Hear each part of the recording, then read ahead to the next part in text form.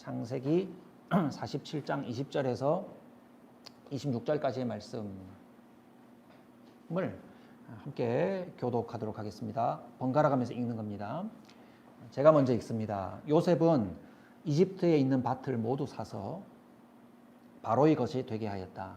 이집트 사람들은 기근이 너무 심함으로 견딜 수 없어서 하나같이 그들이 가지고 있는 밭을 요셉에게 팔았다. 그래서 그 땅은 바로의 것이 되었다. 요셉은 이집트 이 끝에서 저 끝까지를 여러 성읍으로 나누고 이집트 전 지역에 사는 백성을 옮겨서 살게 하였다. 그러나 요셉은 제사장들이 가꾸는 밭은 사들이지 않았다. 제사장들은 바로에게서 정기적으로 녹을 받고 있고 바로가 그들에게 주는 녹 가운데는 먹거리가 넉넉하였으므로 그들은 땅을 팔 필요가 없었다. 요셉이 백성에게 말하였다. 이제 내가 당신들의 몸과 당신들의 밭을 사서 바로께 바쳤소. 여기에 씨앗이 있소. 당신들은 이것을 밭에 뿌리시오. 곡식을 거둘 때에 거둔 것에서 5분의 1을 바로께 바치고 나머지 5분의 4는 당신들이 가지시오. 거기에서 밭에 뿌릴 씨앗을 따로 떼어 놓으면 그 남는 것이 당신들과 당신들의 집안과 당신들 자식들의 먹거리가 될 것이요. 백성들이 말하였다. 어른께서 우리의 목숨을 건져주셨습니다. 어른께서 우리를 어여삐 보시면 우리는 기꺼이 바로의 종이 되겠습니다. 함께 읽겠습니다. 요셉이 이렇게 이집트의 토지법 곧 밭에서 거둔 것의 5분의 1을 바로에게 바치는 법을 만들었으며 지금까지도 그 법은 유효하다. 다만 제사장의 땅만은 바로의 것이 되지 않았다. 아멘. 우리의 목숨을 건져주셨습니다. 우리의 목숨을 건져주셨습니다는 제목으로 제가 받은 은혜를 여러분들과 함께 나누도록 하겠습니다. 온 세상에 먹을 것이 없는, 먹거리가 없는 기근 가운데 있는 것이 이 이야기, 우리가 읽어가고 있는 이 성경 말씀의 큰 배경이에요. 야곱의 가족들은 이 기근을 잘 버텨내었죠. 넉넉했겠습니까? 많은 그럭저럭 잘 버텨내면서 지금껏 하나님이 준비하신 이집트에 이제 비로소 이르게 됩니다. 야곱은 요셉을 만나게 되고 그리고 이집트 땅에 예비되어 있는 그 먹을 것이 풍요로운 곳과 또 가축들이 뜯을 식물들이 있는 좋은 땅을 허락받는 것이 우리가 이번 주에 함께 읽었던 말씀의 시작이었어요. 여러분 이 일을 전체적으로 한번 생각해 보세요. 이 일은 하나님이 인도하시지 않으면 이루어질 수 없었다라고 평가할 만한 예상 밖의 일을 통해서 먹고 살게 된 겁니다. 이해되시죠? 사람이 계획해서 이렇게 될 수 있습니까? 사람이 계획해서 이렇게 될 수가 없고 이 모든 일들을 평가해 볼 때 우리를 살게 하시는 분은 하나님이셨다라고 고백할 수 있다는 겁니다. 그래서 46장 28절에서 앞부분이죠. 47장 12절까지는요. 야곱이 드디어 아들 요셉을 만나서 내가 너를 만나지 못할 것이라고 생각했는데 내가 너를 내 눈으로 보게 되는구나. 나는 여기서 죽어도 여한이 없다. 이런 얘기를 하면서 기쁨의 만남을 가집니다. 그리고 요셉이 누구를 소개해요? 바로를 누구에게 소개합니까? 야곱에게. 반대로 바로에게 또 야곱을 소개하는 거죠. 바로와 야곱의 만남이 이루어져요. 이루어지면서 눈에 두드러진 표현이 한 가지가 있는데요. 야곱이 바로에게 하는 인사를 여러분 유심히 살펴보셨습니까? 야곱이 바로에게 어떤 인사를 건넵니까? 어떤 인사를 건네요? 축복을 해요. 그냥 쓱 지나갈 수 있는 것이고 뭐 왕은 만세수를 하옵소서 뭐 이런 인사를 했겠거니 하고 넘어갈 수 있겠죠. 그런데 곰곰이 생각해 보면 야곱은 하나님을 섬기는 자인데 하나님을 섬기는 그 정체성이 뚜렷한 야곱이라는 자가 이스라엘을 대표하는 족장 야곱이 바로 앞에 서서 바로에게 축복을 한단 말입니다. 하나님이 복을 내리시기를 빕니다 라고 바로에게 말한 거예요.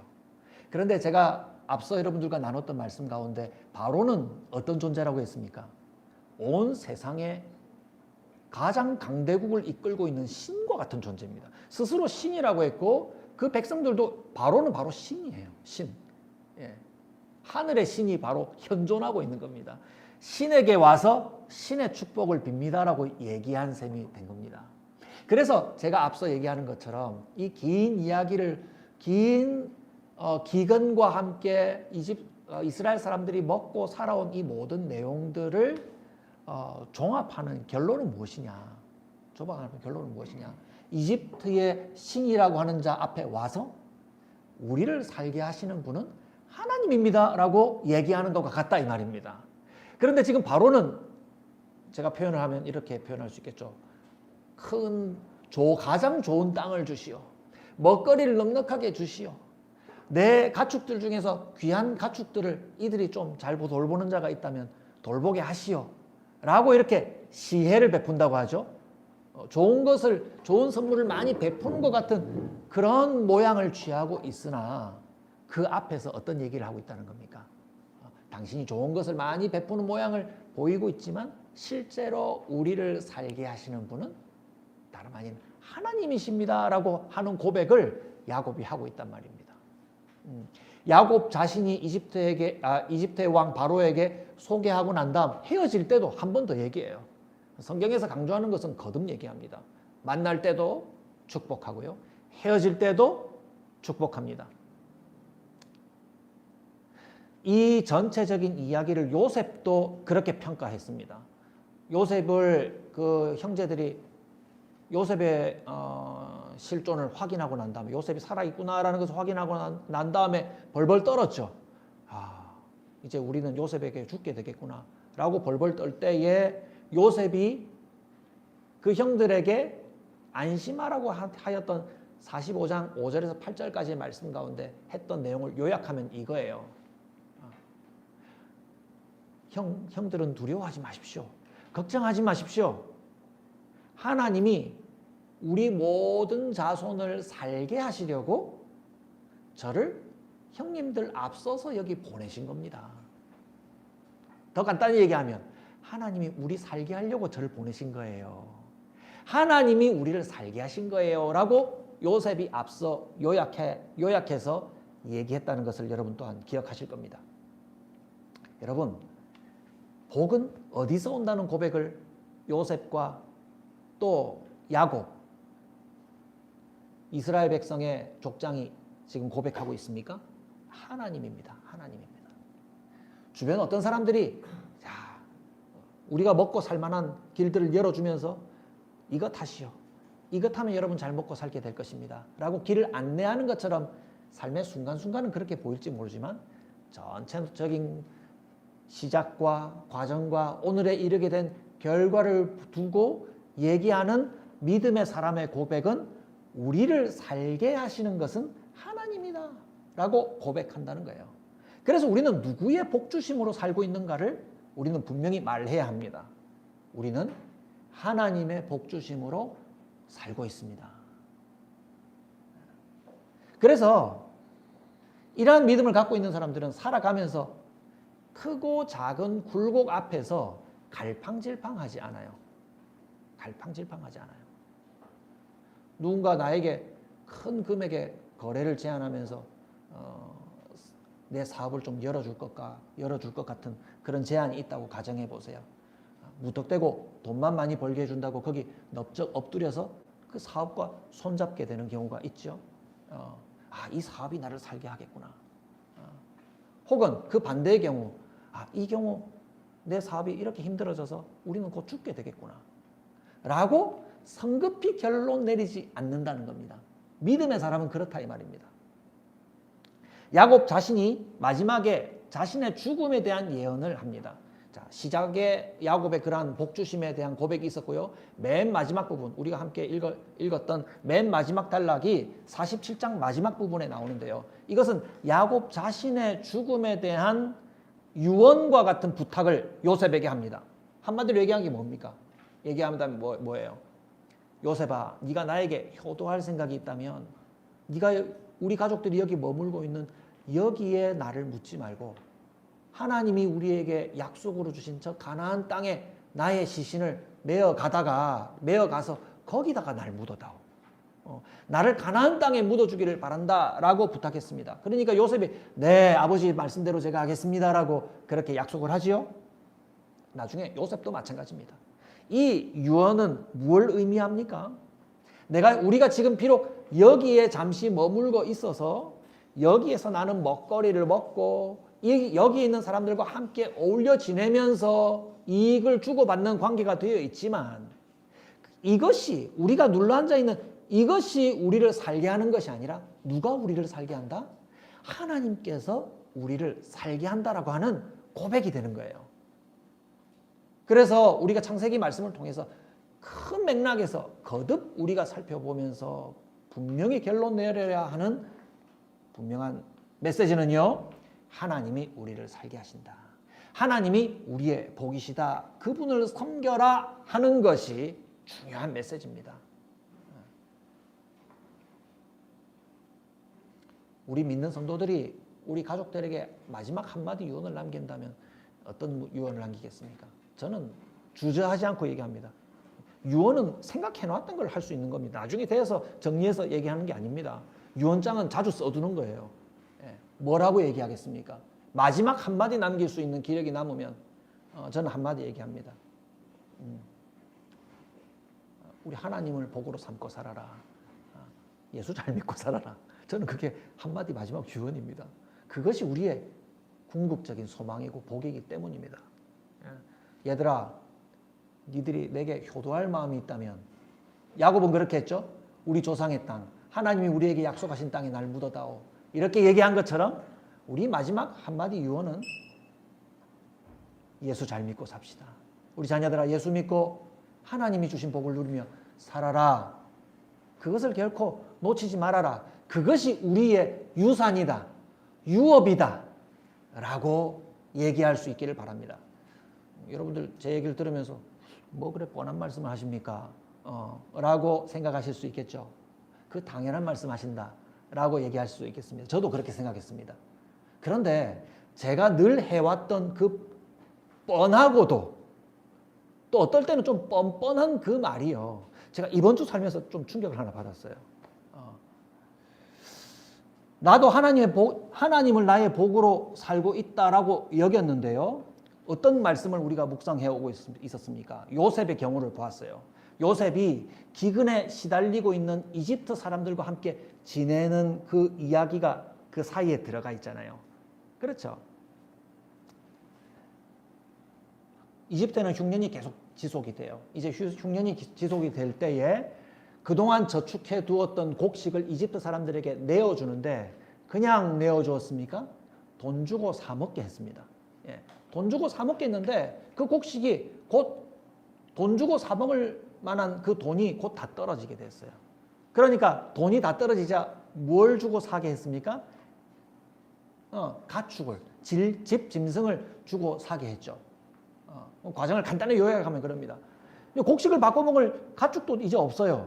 어떻게 해? 그 다음 단계는 어떻게 되었습니까? 땅을 팔게 했죠. 땅을 팔게 했습니다.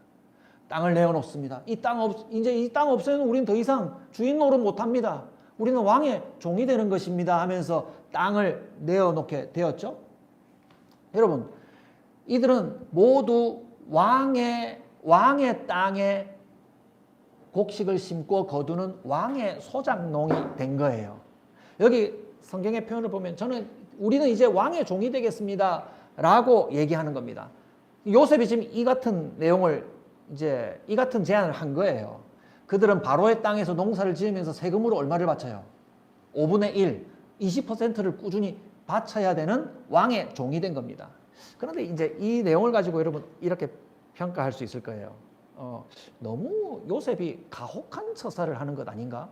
그냥 그동안 곡식을 세금으로 거둔 것은 좀 그냥 공짜로 나눠주면 되지 않을까 싶은데 곰곰이 생각해 보면 우리는 노예라는 말이 너무 좀 심한 처사라고 생각을 할 수가 있는데요.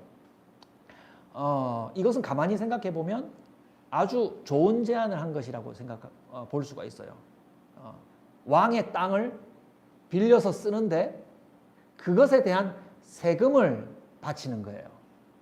여러분 자동차를 빌려보면은 자동차 렌탈비를 내잖아요. 그죠? 렌탈비는 고정으로, 빌리는 돈은 고정으로 내고 그것을 가지고 나머지 내 사업을 해야 돼요. 택시 운전을 한다고 가정해 볼까요? 택시 운전은 요즘 어떤 식으로 하는지 잘 모르겠는데 택시 회사에서 택시를 빌려가지고 그 택시를 빌린 일정 금액을 회사에다가 매일 사업을 얼만큼 했던가 상관없이 가져다 줘야 돼요. 뭐 그게 뭐 10만 원이 되는지 20만 원이 되는지 모르겠어요. 그런데 그 택시를 가지고 오늘 25만 원을 벌었다고 가정해 보세요. 그러면은 20만 원 가져다 주고 5만 원은 내 재산이 되는 거죠. 그런데 오늘은 손님이 많이 안 탔어. 많이 안 타서 15만 원밖에 못 벌었어요. 그러면 15만 원밖에 못 벌었지만 회사에 약속한 20만 원은 고스란히 갖다 줘야 되는 것이 택시 기사의 기준으로서는 계산이라는 겁니다. 이 건물을 빌렸어요. 건물을 빌리면 고정된 임대료를 줘야 되잖아요. 예, 그 사업이 잘 되건 안 됐건 그것에 대한 고정된 비용을 지불해야 돼요. 그런데 왕의 땅을 빌려 쓰는 것에 대해서 고정된 세금을 갖다 바치는 것이 아니라 뭐라고 얘기합니까? 소득의 5분의 1. 거둔 것의 5분의 1만 갖다 바치고 5분의 4는 자기 것이 되게 한 것이죠. 당시에는요, 부유한 사람의 노예가 되는 것을 그렇게 거부감 없이 받아들이는 분위기였다고 합니다. 오늘날로 치면은 나라가 운영하는 회사의 직원이 된 것과 같은 거죠. 예. 뭐 이걸 고대에 있었던 일을 따지는 걸 매우 좀 거리가 먼 얘기가 되겠지만 이 요셉의 처우에 대해서 당시의 백성들이 어떻게 여겼는가를 한번 읽어보시기 바랍니다. 25절에 보면 어른께서 우리의 목숨을 건져주셨습니다. 어른께서 우리를 어여삐 보시면 우리는 기꺼이 바로의 종이 되겠습니다. 라고 하고 있어요. 요셉 스스로 하나님이 우리에게 복이다. 야곱이 말로만 하나님이 우리에게 복입니다라고 얘기하는 것이 아니라 그 복됨이 이스라엘이 그 안에 들어가 살게 되므로 요셉이 그 안에 들어가 살게 되므로 이집트 백성들의 입으로 요셉이 우리를 살리셨습니다. 하나님의 사람이 우리를 살게 하고 있습니다. 라고 그들의 입으로 고백을 받고 있다는 겁니다. 이건 증언이에요, 증언. 요셉의 돌봄을 받았더니 우리가 살았다 하는 증언으로서 야곱이 했던 말, 하나님이 우리를 살리십니다. 하나님이 우리의 복이십니다. 요셉이 고백한 것, 하나님이 우리를 여기 앞서 보내셔서 우리를 살게 하셨습니다라고 하는 그 말이 참된 것으로 증언되고 있다 이 말입니다. 제가 이렇게 말씀을 전하고 있지만 이 말씀을 준비하면서 제 자신을 많이 돌아봤어요. 제가 최근에 그 어떤 목사님이 잘못한 어떤 소문을 들었어요. 어떤 잘못한 일을 했대요. 그래서 많은 사람들의 그 핀잔을 들으면서 그 목사님이 어떤 일을 하려고 했던 것이 이제 좌절된 소식을 들었어요. 뭐 구체적으로 얘기하기가 좀 그런데. 그래서 그 얘기를 저는 주로 누구한테 얘기하냐면 아내한테 얘기하거든요. 어떤 목사님이 이런 일이 있었대. 그 목사님 참 못됐지, 잘못했지. 라고 얘기했는데 저는 뜻밖의 얘기를 들었어요. 어떤 얘기를 듣냐면, 당신 얘기해서 죄송합니다. 설교 중에 자기 얘기하는 건 좀 불편할 수 있거든요. 뜻밖의 얘기를 들었어요. 이 목사님이 잘못하는 거 얘기하면, 이 목사님의 잘못한 내용을 가지고 저는 좀 이제 반대 그 유익을 좀 얻으려고요. 했는데, 어떤 얘기를 하냐면, 말로만 하는 사람 난 정말 싫어. 당신도 늘 말로만 많이 하잖아. 이 얘기를 하더라고요. 그러면서 뭐 제가 제 편을 들어줄 걸 크게 기대하지 않았지만 제 마음이 너무 막 땅바닥으로 떨어지면서 내가 말로만 많이 하고 집에서는 보여주는 것이 없었구나 하면서 제가 저 멀리 안 보이는 데 가서 몸을 접고 가만히 앉아 있었습니다. 이게 오늘 이 일을 이번 주에 내가 왜 겪게 하셨을까? 다른 목사님 얘기하면서 자신만만하게 그분의 잘못을 얘기하면서 나는 참 잘 살고 있지. 다른 사람 잘못하는 거 얘기하는 거 우리 참 쉽잖아요. 하면서 반대 유익을 누리려고 제가 그 얘기를 전했는데 말로만 하는 사람 나 참 싫어. 당신도 말로만 많이 하잖아. 그러면서 좀 몹시 감정적으로는 기분이 나빴지만 이건 주님이 주시는 메시지라고 생각했습니다. 하나님으로 사는 것, 하나님이 나의 복이 되신다라고 선포하는 것은요, 떠드는 것은 쉬워요. 그러나 그것을 증언하는 사람은 나를 본 사람들이 증언하는 것입니다. 하나님으로서 복되게 사는 것처럼 내가 보이지 않으면 나와 함께 있는 사람들이 아무도 그것을 증언하지 않을 거예요. 내가 평소에 무엇을 가장 즐거워하는가, 무엇을 가장 보람으로 여기고 있는가, 그것을 삶 가운데 보여주지 않으면 곁에 있는 자들은 그것을 증언하지 않을 것입니다.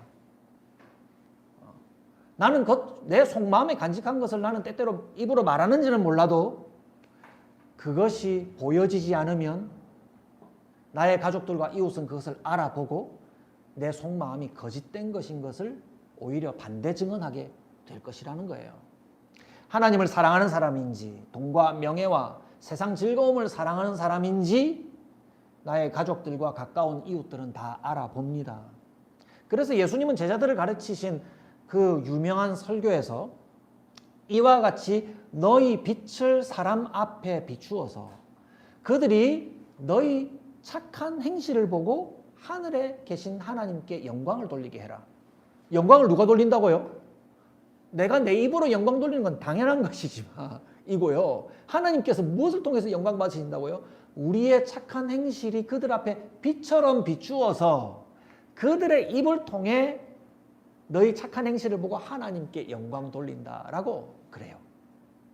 여러분, 우리가 나아갈 길이 참 쉽지 않죠? 이 사람들이 얼마나 요셉이 하는 일이 마음에 들었으면 종이 되어도 좋겠다라고 했을까요? 얼마나 마음에 들었으면 종이 되어도 좋겠다. 무슨 여러분 좋은 기회가 있을 때 그런 얘기 하지 않습니까?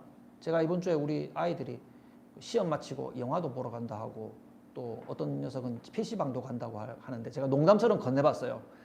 나도 니들 좀 따라가서 같이 놀아주면 안 되겠니? 그러니까 절대 안 된답니다. 좋은 곳에 연합해서 뭐 할 때 나도 투자금을 좀 낼 테니 나도 좀 끼워주면 안 되겠니? 우리 어른들은 심심찮게 그런 얘기 하잖아요. 나도 좀 거기에 함께 하게 해주면 안 되겠습니까? 여러분 지금 요셉에게 하는 이 이집트 사람들의 얘기가 바로 그거예요. 왕의 종이 되게 해주셔서 저를 여기 포함시켜 주셔서 요셉 총리님 너무 고맙습니다라고 얘기하는 거예요. 여러분 이 얘기를 누가 하냐면 예수님의 제자들이 했어요. 신약에 와서 예수님을 만난 예수님의 제자들이 예수님을 경험하고 난 다음 자기를 무엇이라고 하냐면 깜짝 놀랄 표현합니다.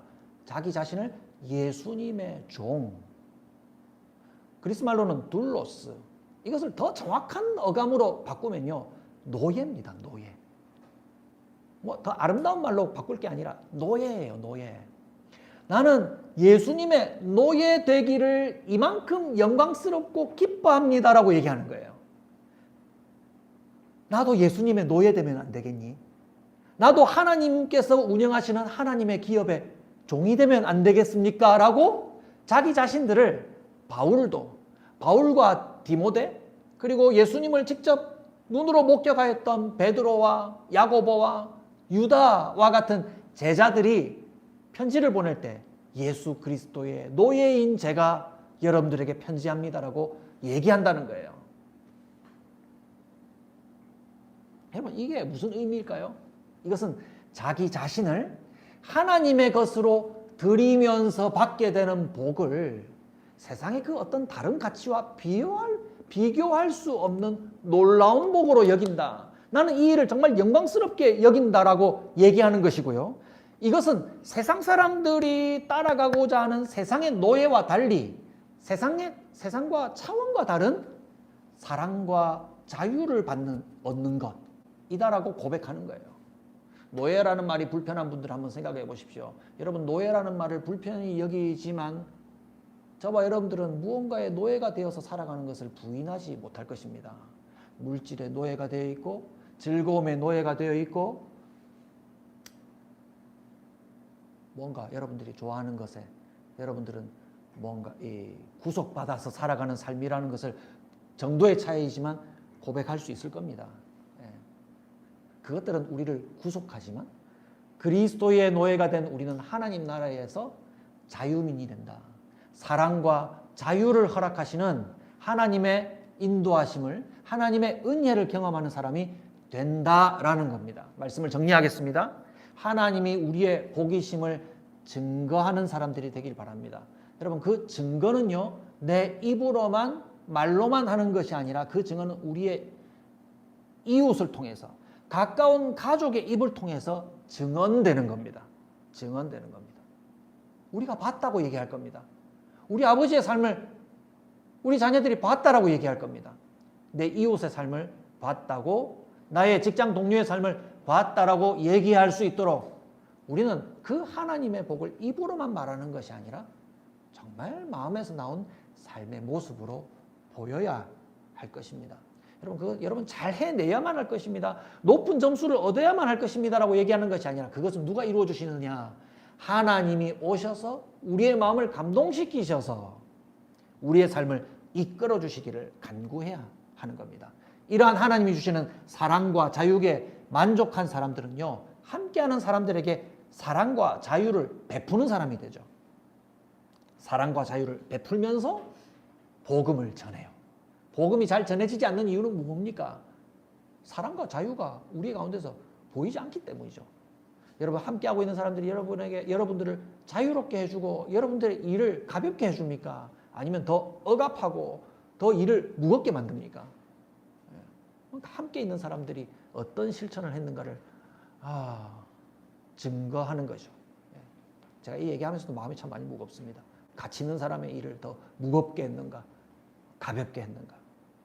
사랑과 자유를 베풀면서 복음을 보여주는 성도들이 되기를 바랍니다. 이와 같이 모든 이들이 우리를 통해서 하나님이 주시는 사랑과 자유를 경험하고 복음을 받아들이고 하나님께 영광 돌리는 저와 여러분, 우리 모든 이웃들이 되기를 주님의 이름으로 축복합니다. 함께 찬송할까요? 성령이 오셨네. 허무한 시절 지날 때, 깊은 한숨 내실 때. 우리 세상은 그렇습니다. 탄식하게 되고 버려진 자 같고 억압을 당하는 종의 삶을, 정말 세상의 종의 삶을 살아가게 됩니다. 성령이 우리에게 오시면 억눌린 자는 자유함을 얻게 됩니다. 하나님께 피하게 됩니다. 우리의 짐은 덜어지게 되고요, 사랑을 공급받습니다. 그 사랑을 우리가 깊이 경험하고 우리와 함께 있는 자들에게 그 사랑과 자유를 드러내는 그런 나라를 이루어가게 해주십시오 라고 함께 찬송하길 바랍니다. 허무한 시절 지날 때, 깊은 한숨 내쉴 때, 허무한 시절 지날 때, 깊은 한숨 내쉴 때, 그런 풍경 보시며 단식하는 분인 고와 같이 너희를 버려두지 않으리. 내가 너희와 영원히 함께하리라. 성령이 오셨네. 성령이 오셨네. 내 주에 보내신 성령이 오셨네. 우리 인생 가운데 친히 찾아오셔서 그 나라 꿈꾸게 하시네. 억눌린 자, 갇힌 자, 자유함이 없는 자, 피난처가 되시는 성령님 계시네. 주의 영이 계신 곳에 주의 영이 계신 곳에 참자유가 있다. 진리의 영이신 성령이 오셨네. 성령이여, 성령이 오셨네. 성령이 오셨네. 내 주에 보내신 성령이 오셨네. 우리 인생 가운데 친히 찾아오셔서 그 나라 꿈꾸게 하. 성령이 오셨네. 성령이 오셨네. 성령이 오셨네. 성령이 오셨네. 내 주에 보내신 성령이 오셨네. 우리 인생 가운데 친히 찾아오셔서 그 나라 꿈꾸게 하시네.